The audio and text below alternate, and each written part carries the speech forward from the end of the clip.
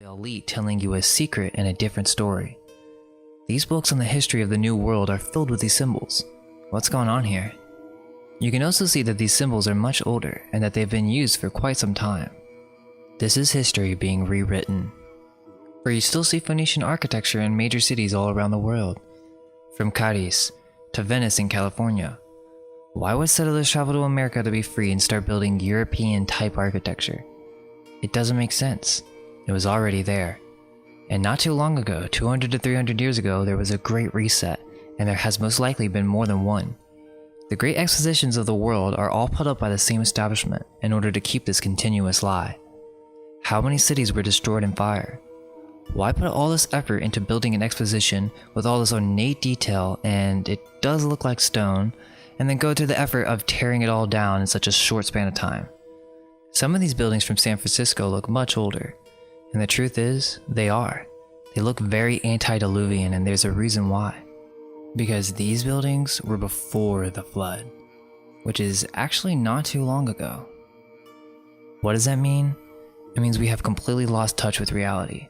1,000 years of time has been added to our calendar. Think about it. There's 1,000 years of literature, music, and art that are completely missing. The art that we know from the Renaissance is another Venetian scam in which artists were made up for all these great Aryan masterpieces. If you really look into it, there is no text that is before the 1500s. If it is, it's most likely made up. These writings from Benzoni are probably not from the 1500s. Type in any classical musician. You'll see a big gap in the history right before the 1700s. Same for literature. And sure, don't get me wrong, there are examples for different writings from different eras, but most of the time, they don't have a clue when it's from. History as we know is not what we think, and I'm not the only one stating this. I didn't come up with this. One great reference is Fomenko. As many have mentioned, he is an extremely intelligent man known for his feats in mathematics.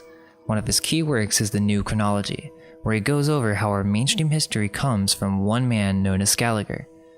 There are some familiar scientists who disagreed with the chronology of Scaliger-Petavius and reckon that the real ancient and medieval chronology. He says that the events in the Bible are far more recent than you can imagine. The Old Testament is actually more recent than the New Testament, ironically. The events in the Old Testament are actually from less than 500 years ago, according to Fomenko. The new chronology offered by Sir Isaac is a lot shorter than the consensual chronology of Scaliger. Newton moved a lot of the information that used to be known was suddenly taken away and was hidden. History was changed, a big event happened that buried buildings. And we also have issues with our dates, and these all seem to come in again around that time frame, sort of 1700s. As you can see on this crest here, we've got a J. That's a definite J, J648, and what that stands for is J for Jesus.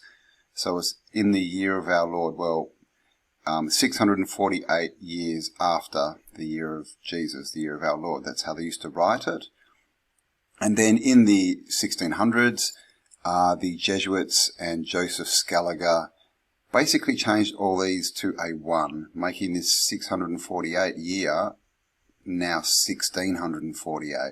So you'll see a lot of these either a J or an I for Iusa, which is another way to say Jesus. You'll see here, this is actually, it's not a tombstone, it's like a mileage stone. These put them on the side of the roads to tell you how far you were from certain places. And as you can see here, this is quite clearly a J, J794. So this is saying 794 years after the death of Jesus. Okay, so not only have they stolen and changed history, they've actually added 1,000 years. 1,000 years. You can see here, that's clearly a J. 686. So we're not even living in the time frame that we believe we are. Another one, J626. This is a picture from an old book.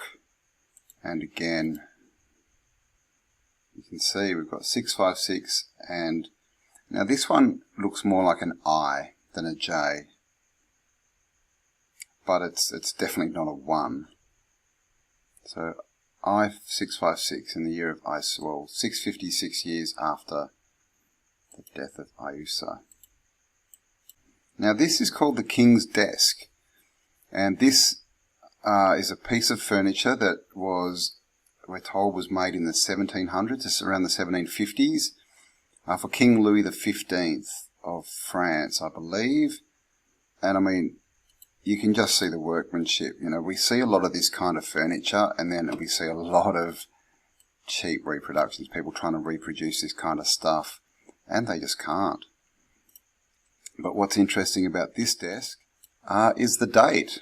The person who created this desk, apparently, or who at least signed their name to it, you'll see this J is actually dotted. J769.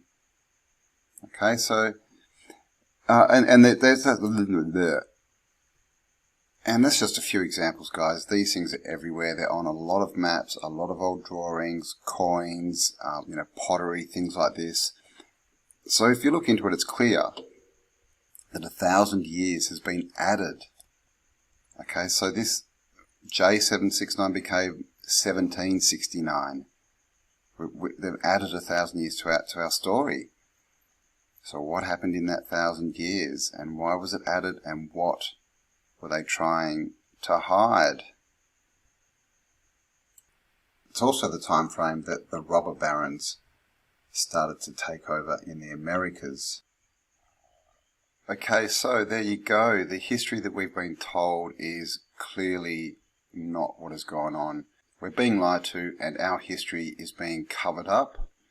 And so in the next episode, we're going to get into who exactly are these people who have hidden history from us and basically stolen everything for themselves and their families. And this is how they've created this generational wealth that is now making the rules, or trying to, for all the people on Earth. So thanks for spending some time with me, guys. Have a joyous day, and I shall catch you on the next upload. Bye for now.